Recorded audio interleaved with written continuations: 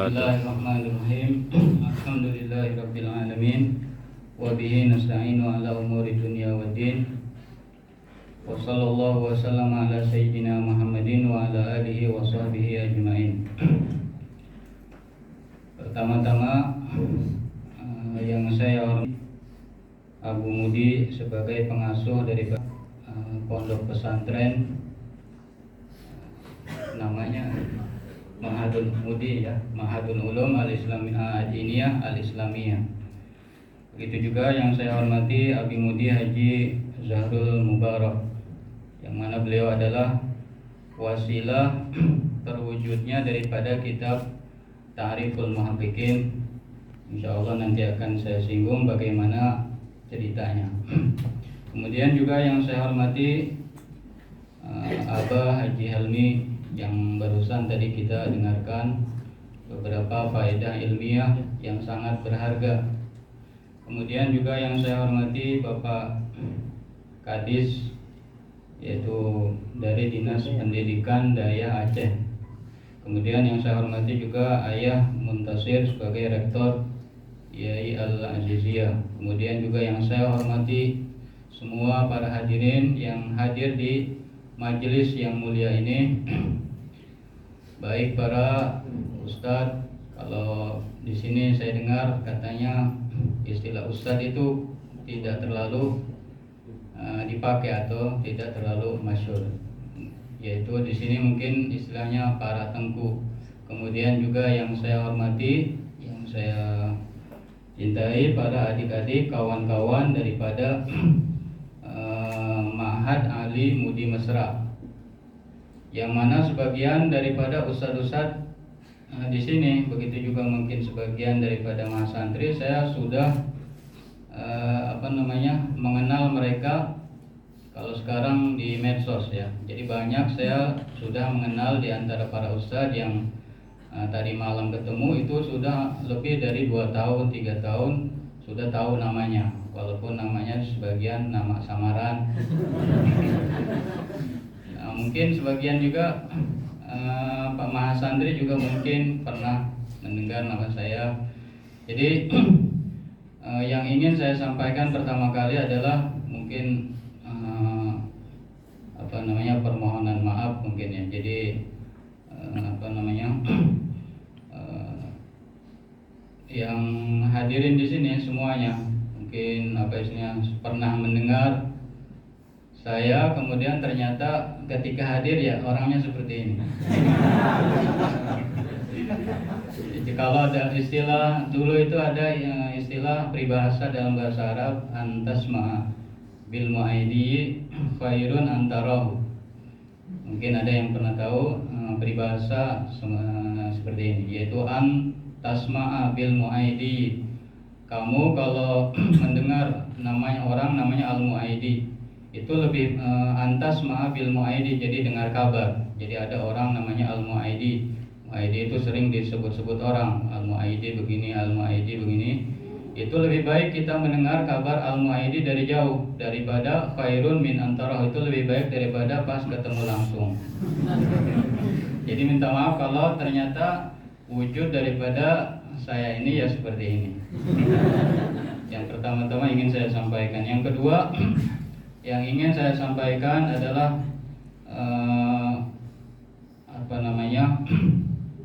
jadi ucapan terima kasih yang setinggi-tingginya kepada Abi Mudi yang saya katakan tadi sebagai wasilah daripada terwujudnya kitab Ta'riful Muhaqqiqin.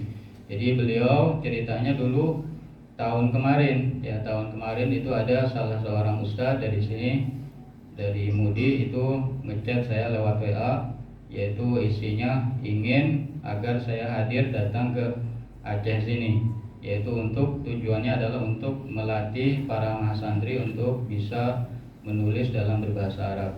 Nah, cuma waktu itu saya tidak mengabulkan permintaan karena nggak bisa, karena saya nggak mungkin untuk hadir ke sini tanpa punya persiapan berupa catatan-catatan, atau lebih baik lagi kalau berupa kitab. Jadi tahun mungkin mungkin Abi juga ingat ya tahun-tahun itu sebelumnya. Nah kemudian berjalan 1 tahun, kemudian ada lagi salah seorang ustadz ya Ustadz Dinun Al-Misri, ya lulusan daripada Al-Habab 4 bulan sebelum sekarang ini. Jadi beliau chat saya, ternyata isinya sama seperti yang 1 tahun sebelumnya, itu mengechat saya, itu meminta saya untuk datang ke sini, yaitu untuk melatih para mahasantri bisa menulis bahasa Arab.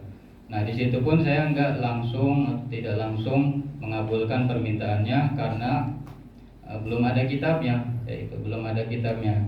Akhirnya saya katakan saya bisa hadir, bisa datang ke Aceh kalau saya sudah selesai menulis kitab. Rencananya saya menulis kitab itu sekitar saya ingin selesaikan sekitar sebulan, karena saya anggap kitab ini adalah kitab mudah ya. Saya anggap bakal enggak akan lebih dari 100 atau 200 halaman. Enggak akan lebih dari 200 halaman karena dalam bayangan saya pertama ya paling isinya misalkan cara menulis kitab itu adalah menjelaskan kalimat-kalimat gharib atau mengi'rab kalimat-kalimat yang perlu di-i'rab atau mentakhrij hadis-hadis yang perlu ditakhrij atau mentarjamah alam-alam atau nama-nama yang disebutkan dalam kitab tersebut. Nah setelah saya jalani 1 bulan ternyata ada istilahnya ada asyiknya ya, ada asyiknya juga ada kendalanya. Kalau tadi kata Pak Kadis bertanya kepada saya apa kendala dalam menulis kitab. Nah saya jawab tadi, kendala paling utama dalam menulis kitab yaitu ketika kita menulis suatu kitab dalam suatu maudhu, tapi belum pernah ada yang mendahului kita. Jadi belum pernah ada yang mendahului kita, kemudian kita menulis tentang maudhu tersebut, maka itu adalah kendala yang sangat menghalangi kita untuk menyelesaikan kitab tersebut. Nah termasuk kitab yang saya tulis ini adalah termasuk maudhu yang jadid, yaitu tema yang baru. Jadi saya sudah berusaha untuk mencari kitab-kitab semacam saya. Jadi kitab yang saya tulis ini yaitu tentang tata cara para ulama menulis ketika mereka menulis kitab, baik itu syarah, hasyiah atau ta'liq.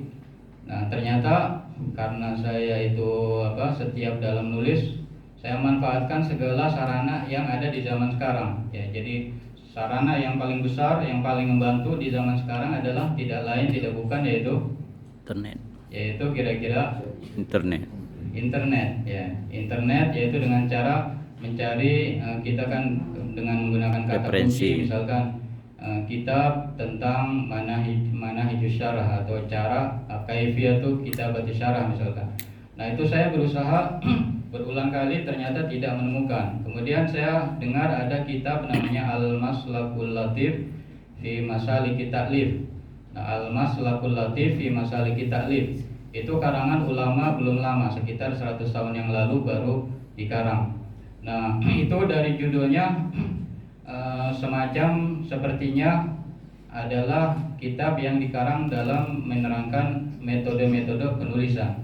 Nah setelah saya beli kemudian ternyata bukan sama sekali, tidak ada disebutkan di situ bagaimana cara para ulama menulis kitab. Nah akhirnya saya yakin bahwasanya maudhu atau tema yang saya tulis ini adalah tema yang pertama kali saya tulis. Dari situ saya mengandalkan pribadi saya. Jadi karena rujukan tidak ada, bagaimana kita merujuk sesuatu yang tidak ada kayak itu. Akhirnya harus iktimad kepada diri sendiri, yaitu dengan dengan caranya itu dengan setiap kali saya ingin. Jadi di sini di kitab ini ya yang paling utama adalah tugas-tugas yang menerangkan tugas-tugas daripada pensyarah kitab atau pembuat hasyiah atau penulis ta'liq. Jadi apa tugas daripada pensyarah kitab? Ketika seseorang misalkan ingin mensyarahi kitab Minhajut Thalibin atau kitab ya. Kita bayangkan mungkin itu belum pernah ada disyarahi. Nah, tapi ternyata kitab itu sudah disyarahi oleh ulama mutakhirin, yaitu Sayyid Ahmad Bik ya, Sayyid Ahmad Al-Husaini Bik itu adalah kalau mungkin dikatakan adalah syarah pertama kitab ya. Kitab itu disyarahi oleh beliau, tapi itu tidak sempurna. Jadi seseorang kalau ingin membuat syarah, baik itu misalkan syarah minhaj, kira-kira apa yang ditulis dalam syarah tersebut ya. Ketika menulis ketemu kalimat yang gharib, apa yang harus dia lakukan. Kemudian ketika bertemu dengan hadis yang gharib, apa yang harus dia lakukan. Kemudian ketika ada kalimat-kalimat yang istilahnya i'rabnya itu muskil, apa yang harus dia lakukan ya. Jadi cara saya mengumpulkan kitab ini adalah dengan membuka syarah-syarah ya. Misalkan syarah Al-Mahalli, saya buka tanpa harus dari awal. Saya biasanya buka semaunya. Nah, buka, kemudian saya baca di halaman tertentu.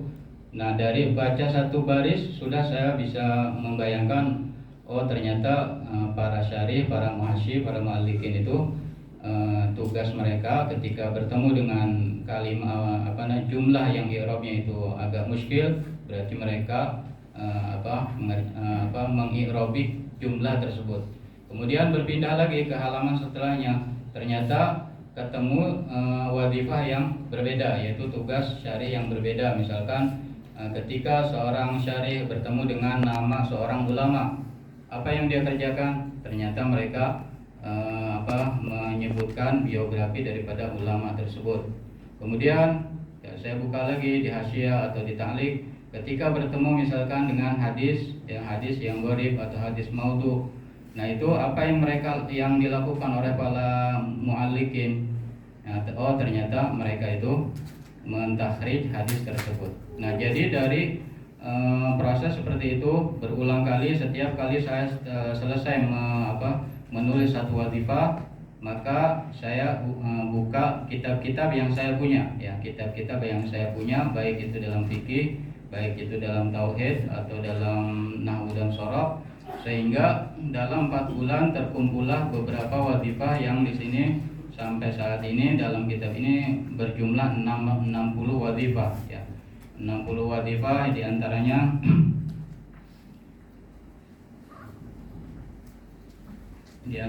misalkan di sini ada al-ihtimam bi tafsiril mufradat.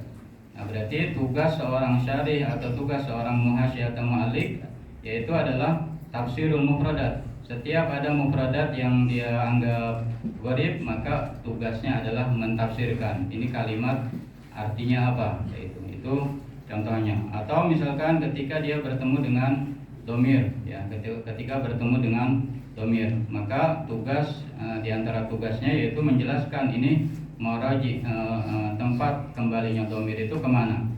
Itu juga tugas daripada syarih. Kemudian juga ada bayanu ta'alluqatil jari wal majrur, menjelaskan ini huruf jar dan majrur ta'alluqnya kemana. Kita sering temukan dalam kitab-kitab syarah atau hasyiah seperti itu. Begitu juga al-ihtimam bi dhabtil mufradat al-gharibah. Di dhabtil mufradat artinya mengharakati mufradat yang gharib. Ini misalkan syamala, mimnya itu dibaca fathah atau mimnya itu boleh dibaca kasrah. Kemudian juga al-ihtimam bi i'rabil kalimat. Nah, ketika kita menemukan kalimat-kalimat yang muskil, contohnya seperti dalam niat puasa dalam minhaj itu dikatakan di antara sigat niat itu nawaitu shauma ghadin an ada fardhi syahri ramadhani hadhihi sanati lillahi ta'ala. Nah, itu ada banyak perbedaan pendapat di antara ulama, apakah syahri ramadhan hadhihi sanata atau ramadhani hadhihi sanati. Nah, itu di antara tugas syarih yaitu untuk mengi'rabi kalimat-kalimat yang dianggap perlu di'rab. Begitu juga menjelaskan tasriful kalimat, tasrifan kalimat-kalimat. Kemudian juga kalau bertemu dengan syair-syair, maka dijelaskan itu syair dari bahar apa dalam ilmu arud, apakah bahar tawil atau bahar basit dan seterusnya. Kemudian juga tugasnya diantaranya tarjihul aqwal wa tad'ifuha, yaitu ketika bertemu ada beberapa pendapat, misalkan dalam minhaj disebutkan dalam satu masalah beberapa pendapat, maka tugas daripada syarih atau muhasyi atau mu'allik adalah untuk tarjih, yaitu menguatkan satu kaul ke atas kaul yang lain atau melemahkan kaul atas kaul yang lain. Nah, begitu dan seterusnya sampai terkumpul menjadi 60 wadhifah. Dan perlu saya ingatkan juga 60 wadhifah itu yang saya temukan dan yang saya tulis saat ini di dalam kitab Ta'riful Muhaqqiqin. Artinya tidak menutup kemungkinan masih ada puluhan wadhifah yang belum tertulis di sini. Cuma ya saya perkirakan yang 60 itu sudah sangat cukup, bekal yang sangat cukup bagi para mahasantri untuk sebagai bekal dalam menulis syarah atau hasyiah atau ta'liq. Karena kita dengar tadi dari Abu Haji Helmi bahwasanya segala sesuatu tanpa metodologi itu tidak akan berjalan dengan baik. Nah, mungkin itu yang bisa saya sampaikan di pertemuan kali ini.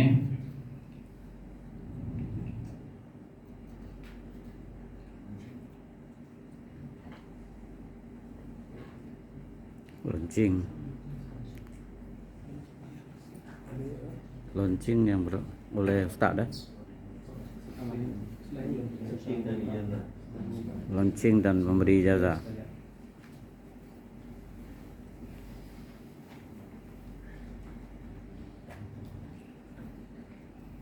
Nah, bismillahirrahmanirrahim. Dengan mengucapkan bismillahirrahmanirrahim pada hari ini, hari Jumat 12 Syawal 1443 Hijriah, bertepatan dengan tanggal 12 Mei 2022 Masehi, bertempat di Ma'had Alimudi Masjid Raya Samalanga, Kabupaten Biren, Provinsi Aceh.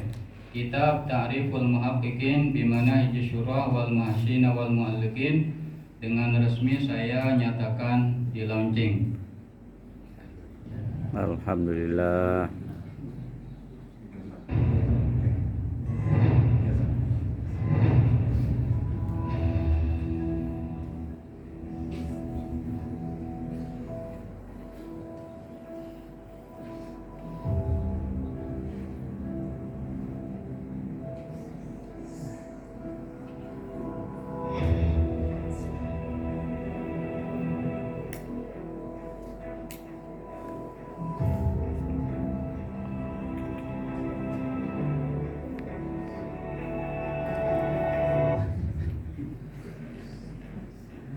Alhamdulillah. Saya ijazahkan kitab ini secara umum kepada seluruh yang hadir di sini, baik mahasantri, begitu juga para asatidz dan keluarga besar Ma'had Ali Mudi Mesra Samalanga untuk dibaca dan dipelajari. Semoga kitab ini membantu para mahasantri agar mereka bisa menulis karya ilmiah dalam berbahasa Arab.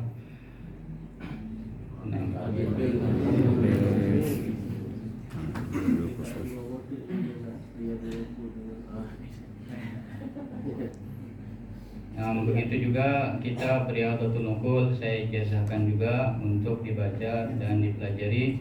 Begitu juga kitab Natijatul Muhtam. Natijatul Muhtam saya juga ijazahkan kepada hadirin semua. Begitu juga kalau memang saya punya talib, kemudian para hadirin mendapatkannya, saya ijazahkan juga. Itu mungkin yang bisa saya sampaikan. Akhirul kalam. Wassalamualaikum warahmatullahi wabarakatuh.